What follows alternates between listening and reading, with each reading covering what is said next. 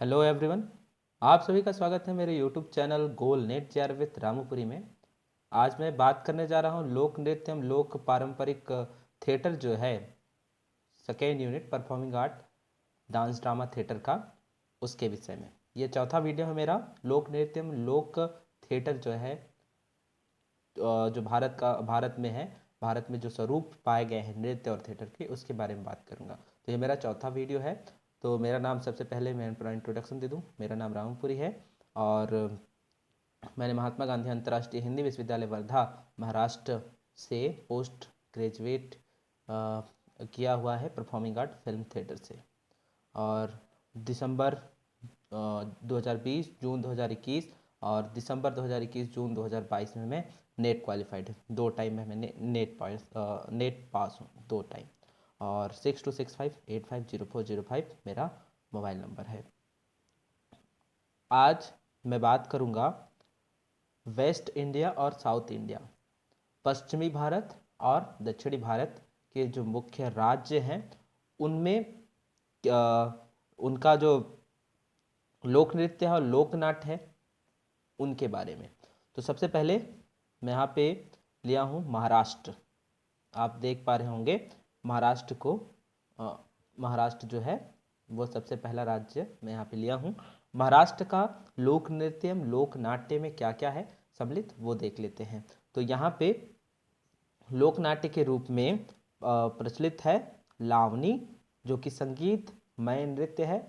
फिर है कोली, जो कि मछुआरे जो जनजाति है उनके द्वारा की जाती है। फिर है लेजिम, ठीक। फिर है गाफा, फिर है नकाटा, फिर है दही कला और एक है दशा अवतार। तो दशा अवतार किस रूप में जाना जाता है वो भी मैं बता देना चाहता हूँ। तो दशावतार जो है भगवान विष्णु के जो 10 अवतार हुए उससे संबंधित है, ठीक। आप लोगों को ये बात समझ में आया होगा। अगला पॉइंट है ये, इसी में यहाँ का जो लोक नाट्य है, दशावतार भी है और तमाशा। तमाशा प्रसिद्ध है कहाँ? राजस्थान में मैंने पढ़ाया था और यहाँ भी तमाशा है, लेकिन यहाँ रूप अलग है। और इसका उद्भव कैसे हुआ? तो इसका उद्भव 18वीं शताब्दी में हुआ है।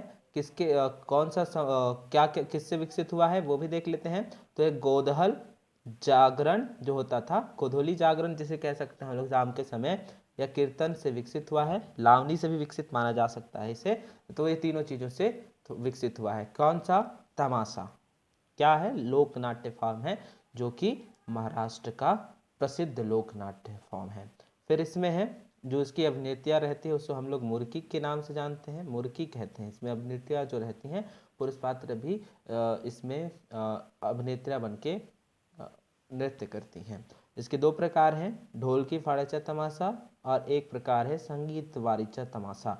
तो दोनों में अंतर है। संगीत की महानता, जिसमें संगीत ज़्यादा रहेगा उसमें संगीत वारिचा, ढोल की जो बस उसमें जो ताल का प्रयोग करके तमाशा का प्रस्तुति होता है, तो वो ढोलकी फाड़ेचा तमाशा के अंतर्गत आता है। फिर है जो लोग नृत्य करने वाले लड़के जो रहते हैं उसे नाच्या के नाम से जाना जाता है। और सुगंधा एक पात्र रहता है जो विदूषक होता है, जो जोक्स करता है, लोगों के बीच मनोरंजन का कार्य करता है, उसे विदूषक के रूप में जानते हैं। इसके प्रसिद्ध कलाकार के रूप में कांताबाई सताकर, वसंत अवासारिकर, सुलोचना नालवड़े और हरिभाऊ बड़े, मंगला बसोड़। और ये यात्रा भवाई के समकक्ष है, ठीक। तो आप लोग कंफ्यूज ना हो, ये किससे संबंधित है? यात्रा भवाई के समकक्ष कह सकते हैं, मतलब जिस समय यात्रा और भवाई उद्भव ले रहे थे उसी समय इसका भी हमें उद्भव देखने को मिला 18वीं शताब्दी में, ठीक। आगे है महाराष्ट्र। अगला राज्य जो पश्चिमी राज्य के रूप में है भारत में, वो है गोवा, ठीक। यहाँ पे क्या है? गोवा। गोवा जो राज्य है उसके अंदर क्या है क्या नहीं है वो भी देख लेते हैं, ठीक। हम लोग यहाँ पे देखते हैं। तो गोवा में क्या प्रसिद्ध है लोक नृत्य के रूप में? गोवा में प्रसिद्ध है दशावतार, कोकड़ी जाति द्वारा किया जाता है। कोंकण सॉरी, कोंकण जाति द्वारा इसे किया जाता है और भगवान विष्णु के अवतार को इसमें प्रदर्शित करता है। जैसे मैं महाराष्ट्र वाले दशावतार की बात किया, वो सेब यहाँ पर भी होता है। और इसमें क्या क्या दिखाया जाता है वो भी देख लेते हैं। सबसे पहले मत्स्यकर्म, वराह, नरसिंह, वामन, परशुराम, राम, कृष्ण, बुद्ध, कल्कि का जो 10 अवतार लिए उत्तर भारत में हम लोग जो देखते हैं वो भी पश्चिमी भारत में प्रचलन के रूप में है। और इसका हमें प्रदर्शन देखने को मिलता है किस में, दशावतार में, जो कि लोक नाट्य फॉर्म है। कहाँ का, गोवा का और महाराष्ट्र का भी। तो आप लोग कंफ्यूज ना हो। ठीक है, आगे हम लोग चलते हैं। यहाँ पे है गुजरात, अगला राज्य। गुजरात भी पश्चिमी भारत के अंतर्गत आता है और इसमें लोक नृत्य लोक नाट्य के रूप में गरबा प्रसिद्ध है, डंडिया, भवई जो वहाँ का लोक नाट्य है। और गरबा कब किया जाता है, नवरात्रि समय, जब माता दुर्गा का पूजा पाठ होता है उस समय महिलाओं द्वारा यह नृत्य किया जाता है और इसमें गर्भदीप रखकर सर के ऊपर नृत्य करते हैं। डंडिया में क्या होता है, दशहरा के समय भी या दशहरा के समय ही यह नृत्य होता है। तो गरबा और डंडिया एक समान है, उसी समय नृत्य किए जाते हैं। तो ये माँ दुर्गा के और महिषासुर वध की कथा को दर्शाता है डांडिया, ये भी याद रखिएगा।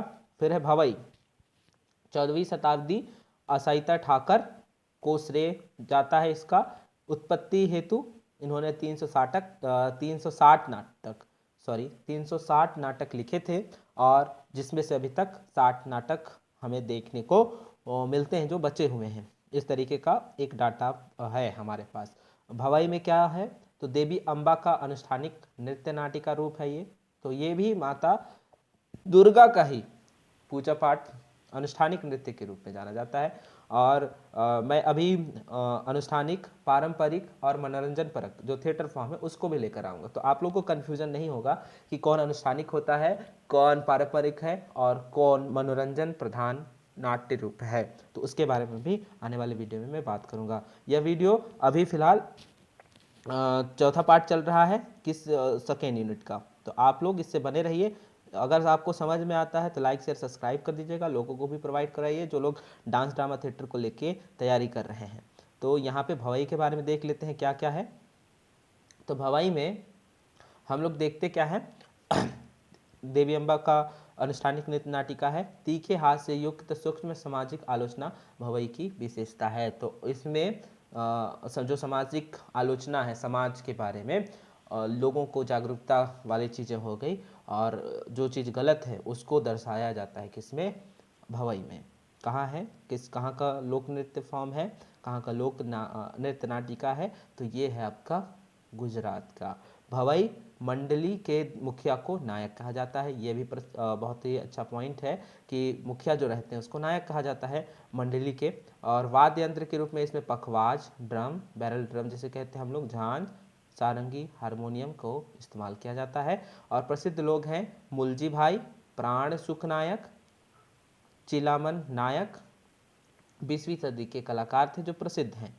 ठीक, तो ये भी आप अच्छे से याद कर लीजिएगा, नामों से भी क्वेश्चन बनने की संभावना रहती है। फिर यहाँ पे सबसे प्रसिद्ध हैं शांता गांधी, जो गुजराती लोक कथा के ऊपर जसमा होठन एक पुस्तक लिखे हुए हैं और उन पे कार्य किया है उन्होंने। तो ये भी नाम कभी कभार पूछने देखने को हमें मिलता है। वो किससे संबंधित है, गुजरात राजस्थान दोनों राज्यों से संबंधित कथा है।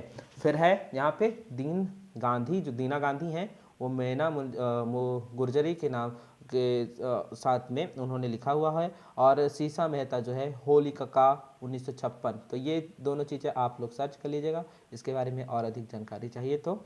ठीक है, फिर है गुजरात में एक और प्रसिद्ध फॉर्म है जिसे आख्यान के रूप में हम लोग देखते हैं। आख्यान का अर्थ होता है बताना, किसी को किसी बात कथा को बताना हो सकता है, कुछ भी हो सकता है। तो 12वीं शताब्दी हेमचंद ने आख्यान ग्रंथिका दिया था लिख के, किन्होंने, हेमचंद ने, 12वीं शताब्दी में। मन भट्ट, गरिया भट्ट कहा जाता है पाठ करने वाले को, मन भट्ट और गरिया भट्ट। तो ये जो पाठ करते हैं, अर्थ बताते हैं जो लोग, उन लोग को गरिया भट्ट और मन भट्ट के नाम से जाना जाता है। ये भी इंपॉर्टेंट पॉइंट है, आप लोग नोट करते जाइएगा एक साइड। और फिर आगे बढ़ते हैं, इसमें वाद्य यंत्र कौन कौन से यूज होते हैं। तो वाद्य यंत्र के रूप में झांझ, बैरल ड्रम, पखवाज और तबला, नकारा, गैर ब्राह्मण रामायण महाभारत भगवत की कहानियाँ इत्यादि को भी पढ़ते हैं, तो उनको नकार का नाम से जाना जाता है, गैर ब्राह्मण।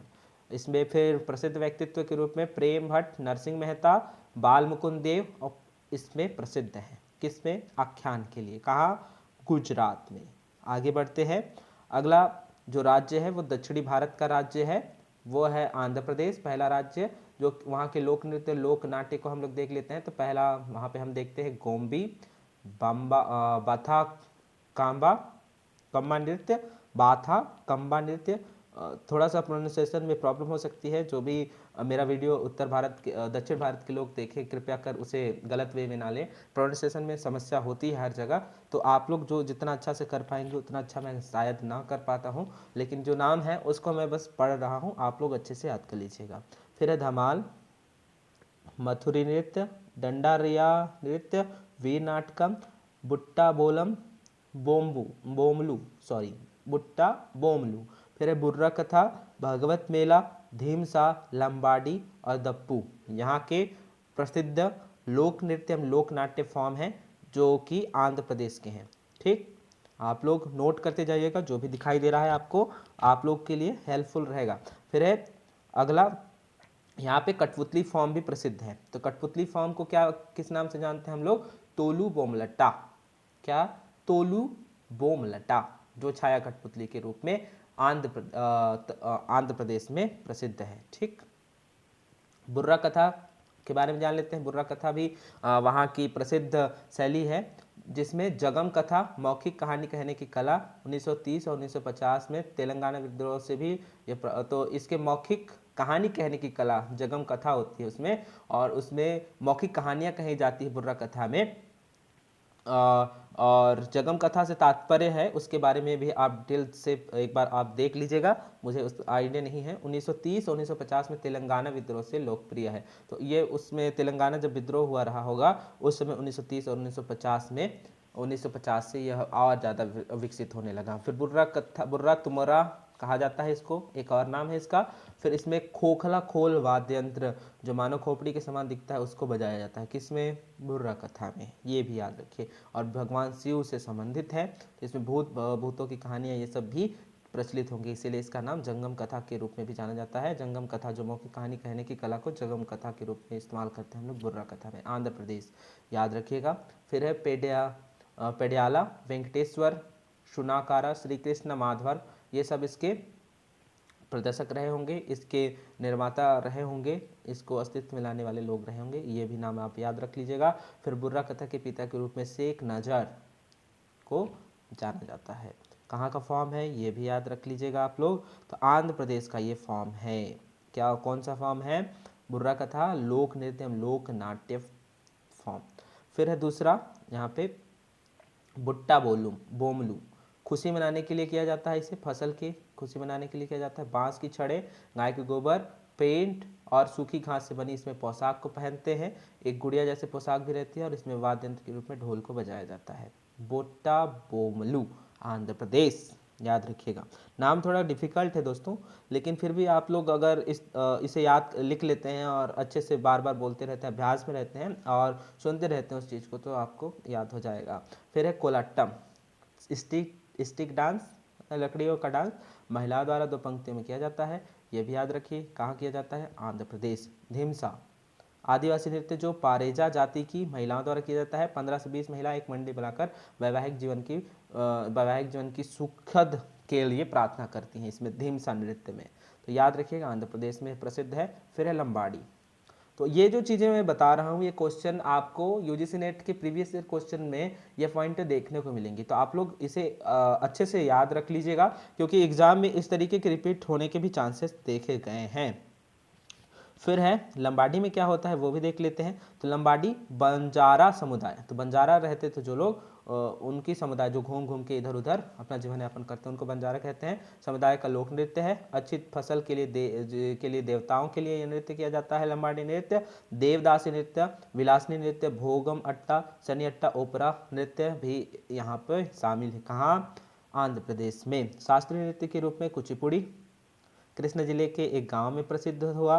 वैष्णव कवि सिद्धेंद्र योगी ने किया। कृष्ण लीला तरंगिणी की रचना के अंतर्गत इसे किया जाता है, इनके पदों को यहाँ पे प्रयोग किया जाता है, प्रस्तुत किया जाता है कह सकते हैं आप।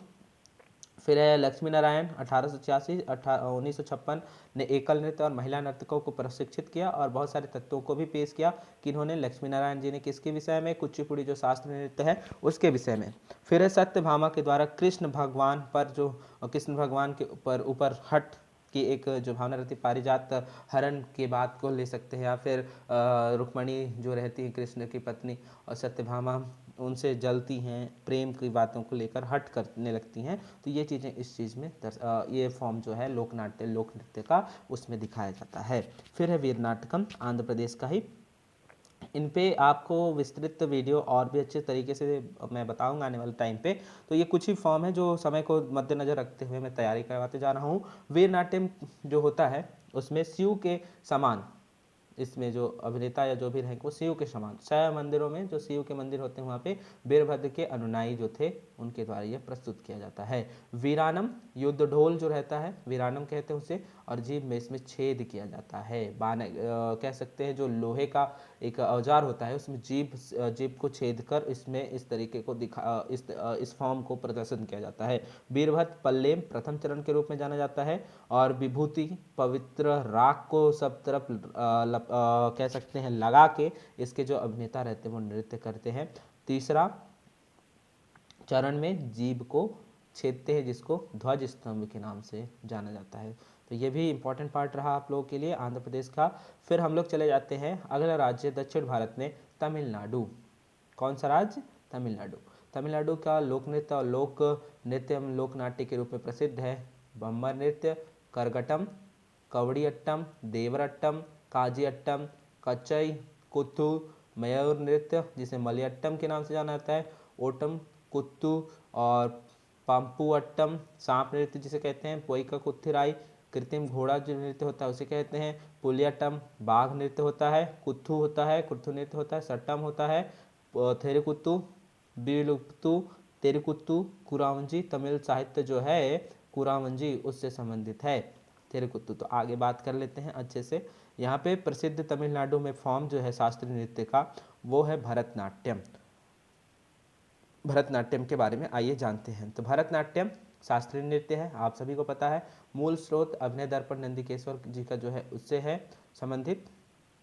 अब अभिनय दर्पण कहाँ से उत्पन्न हुआ है, कहाँ के सिद्धांतों को लिया गया? तो ये भरत नाट्य शास्त्र के जो सिद्धांत हैं उनसे प्रेरित है। नंदिकेश्वर जी उस अभिनय दर्पण लिखे हुए हैं, उनका लेखनी है।